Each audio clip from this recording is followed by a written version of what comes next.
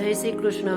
આજે હું દૂધીના ઢોકળા બનાવવાની છું. ઘણા લોકો એને દૂધીના મુઠિયા પણ કહે છે. અને એના માટે આપણે ઘઉંનો જાડો લોટ, ચણાનો લોટ, દૂધી, લસણ આ બધું લઈ લીધું છે મસાલા.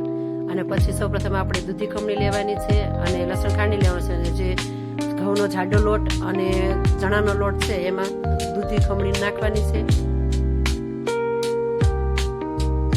ઝીણા સમારેલા લીલા મરચા, કોથમીર, તલ,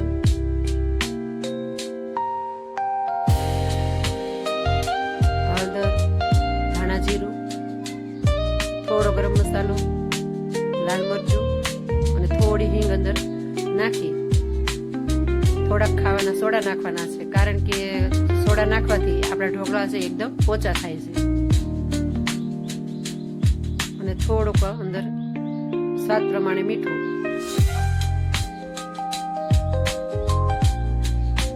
ખાંડેલું લસણ પણ નાખવાનું છે. જો ન ખાતા હોય તો ન નાખો તો ચાલે.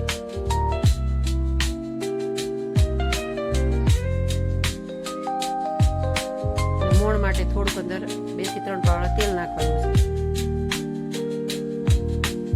આ બધા મસાલા નખાઈ જાય પછી આપણે સરખી રીતે પેલા એમનામ બધું ભેગું કરવાની ટ્રાય કરવાની. કેમ કે દૂધી હોય એમાં પાણીનો ભાગ હોય એટલે જો વધારે થોડીક દૂધી મોટી હોય તો પાણીની જરૂર ન પડે. અને જો એવું લાગે કે નથી તો થોડુંક પાણી નાખવું, વધારે પડતું ન નાખવું. અને એને બાફવા માટે આપણે ઢોકળીમાં પાણી નાખ્યું છે અને અંદર એક લીંબુનું ફાડ્યું નાખ્યું, જેથી કરીને ઢોકળીયું અંદર કાળું ન થઈ જાય. એટલા માટે લીંબુનું ફાડ્યું નાખવું. અને પછી પાણી નીચે ગરમ થઈ ગયું છે એટલે ઉપર આપણે ઢોકળા છે એ બનાવવા માટે આપણે સરખી રીતે બનાવી થોડા પતલા બનાવવા. કેમ કે આપણે સોડા નાખ્યા હોય એટલે ફૂલાઈને સરસ મોટા પણ થશે. અને બધાય આપણે જે બનાવ્યું છે ઢોકળાનો લોટ બાંધ્યો છે એના બધાના સરખી રીતે આપણે એના ઢોકળા બનાવી અને ઢોકળિયામાં મૂકી દેવાના છે. સોડા નાખ્યા હોય એટલે હળદર થોડી ઓછી નાખી, જેથી કરીને લાલ કલરના ન થઈ જાય. આ મુઠિયા બનાવે દૂધીના એમાં ઘણા લોકો બાજરાનો લોટ પણ નાખે છે, તો અમે નથી નાખ્યો. અમે ખાલી ચણાનો અને ઘઉંનો જાડો લોટ જ નાખ્યો છે.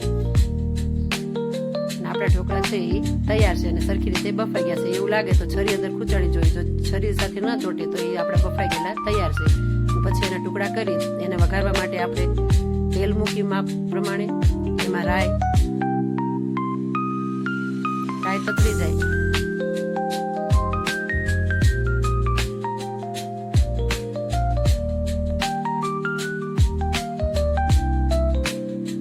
એમાં જીરું,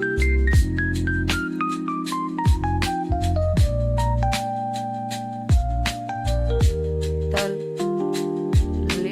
સૂકા મરચા, લીલા મરચાના કટકા, લીમડો અને થોડી હિંગ નાખવી. અને પછી આપણે જે દૂધીના ઢોકળા કર્યા છે એના કટકા કર્યા હતા એ અંદર નાખી અને સરખી રીતે આપણે એને હલાવવા.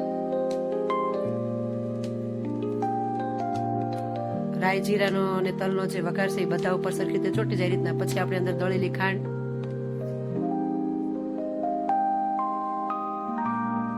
લીંબુનો રસ નાખી સરખી રીતે આપણે મિક્સ કરવું. ખાંડ દળેલી એટલા માટે નાખી છે, જો આખી નાખીએ તો અગાઉ પાણીમાં પલાળવી પડે છે. અને જો દળીને નાખો તો તમારે ઝાઝી વાર લાગતી નથી અને તરત અંદર ઓગળી જાય છે. અને આપણા દૂધીના ઢોકળા તૈયાર છે. તો લાઈક